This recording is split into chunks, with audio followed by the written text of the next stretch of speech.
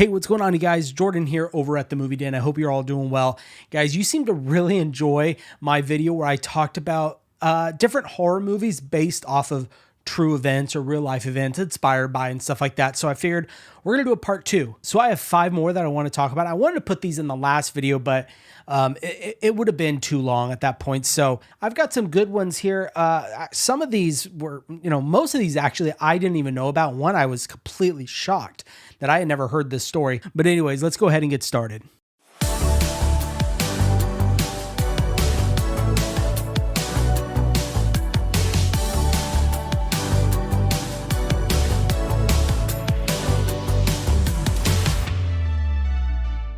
So the first one we're going to be talking about is 1988's Tom Holland's directed Child's Play. Hi, I'm Chucky, and I'm your friend to the end. Heidi-ho.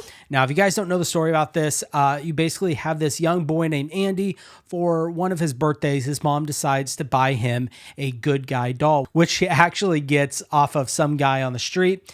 Turns out that doll was actually possessed by a serial killer named Charles Lee Ray, which was portrayed masterfully by Brad Dourif. If you guys don't know him, he was also in The Exorcist 3, which I thought that's probably one of the greatest performances in any horror movie at all time, in my opinion. Although the movie does seem to be a little, I would say, out there in terms of reality and something that would really happen, but it actually was inspired by the true story of a real possessed doll named Robert. So this doll was originally owned by a young boy named Robert Eugene Otto.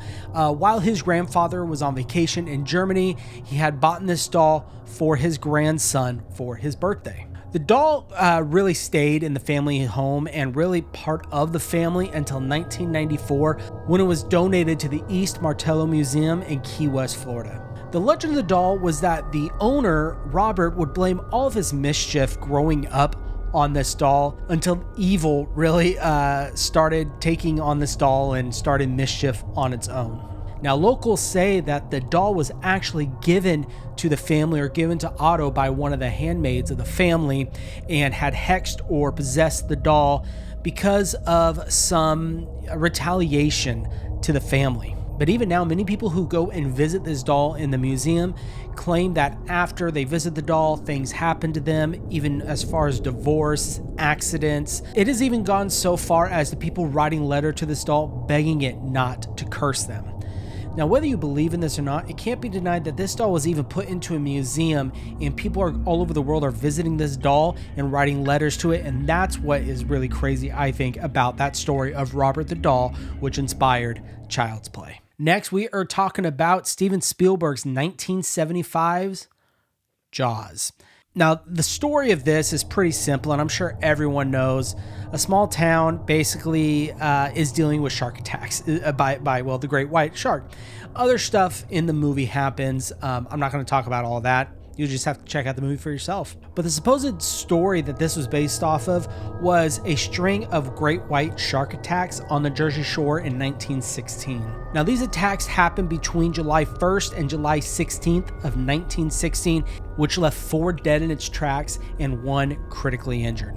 However, according to a June 12, 2024 article from USA Today, the author of the book claimed his classic novel Jaws, which went on to inspire the summer blockbuster starring Richard Dreyfuss, was not inspired by the very real story of the 1916 shark attacks on the Jersey Shore. So, you tell me, you decide, was this inspired or was it not? Now, it has very, very similar thematic elements between this and the true events. It's very well, it could be the case that the author saw it and just thought about it, a while later and didn't really put the connection there. Who knows? But nonetheless, it is still known as one of the scariest movies of all time, Jaws.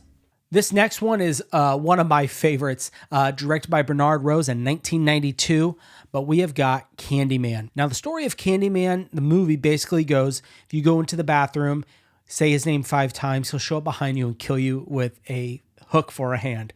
That's basically what it's about. I mean, there's a lot of other stuff involved. Now, one of these I was surprised. This is one of the ones I was talking about. I was really surprised by. It is actually inspired by the real life murder of Ruth Mae McCoy.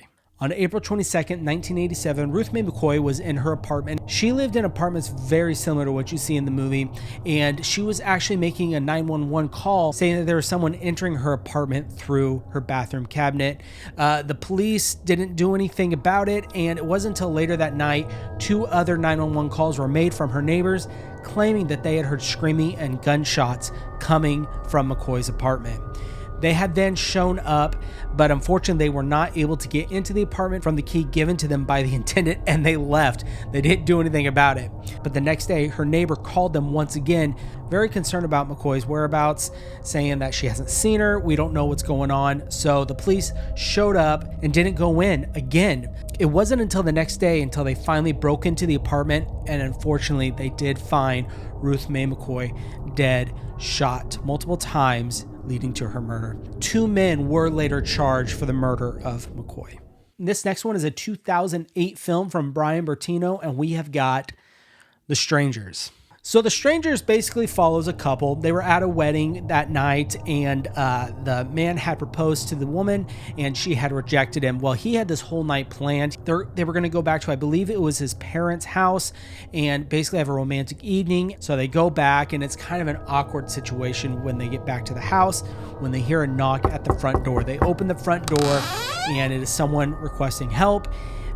Basically, they say, sorry, there's nothing we can do.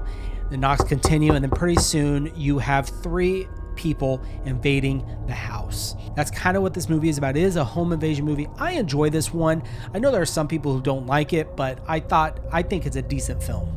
Now, this movie is rumored to be about the Ketty Cabin murders that takes place in Northern California, and that was a murder of a family inside a cabin that has never been solved to this day. However, since then, the director Brian Bertino has since denied those claims, saying that, he's basically fascinated by all the theories that this movie is based off of. But the true inspiration of this movie was based off of the novel Helter Skelter, which is about the Manson family murders. Guys, this last one, this is the one that blew my mind. I had no clue about this. I've never read about this story. This movie is known to be inspired by this event I'm going to be talking about, but we are talking about Robert Eggers' The Lighthouse. So this story is basically inspired by the Smalls Lighthouse tragedy. So the Smalls Lighthouse tragedy is you basically have 2 men, right? Thomas Griffin and Thomas Howe. They were part of a 2-man team hired to manage the Smalls Lighthouse in Wales in 1801.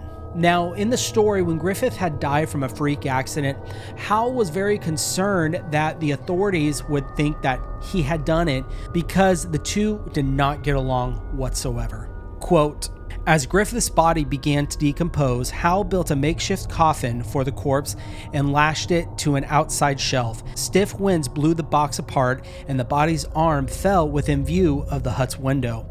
As the winds would blow, gusts would catch the arm and move it in a way that made the appendage appear to beckon. In spite of his former partner's decaying corpse and working the lighthouse alone, Howe was able to keep the lighthouse lamp lit. When Howe was finally relieved of duty, the impact of the situation was so emotionally taxing that his friends did not recognize him. As a result, the governing body changed the lighthouse policy to make lighthouse teams rosters of 3 people, which continued until the automation of British lighthouses in the 1980s. I had no clue about any of that, and that was a true story of 2 men managing a lighthouse. And if you guys haven't seen The Lighthouse from Robert Eggers, I would definitely give it a shot. Even if you've seen it once and you really weren't a fan of it, that was me. Until I saw it a second time and I really started to gain an appreciation of the film. It is a great, great movie. Definitely check it out. The Lighthouse. And guys, that's the end of the video. Those are the 5 movies that I chose that were actually inspired by true events. Some of them rumored, but kind of have conflicting stories, stuff like that. But nonetheless, I find them very fascinating. So if you guys enjoy this video, make sure to go down below, hit that like button, hit that subscribe button, and of course, hit that bell notification. But guys, that is all I have for you today. You guys take care.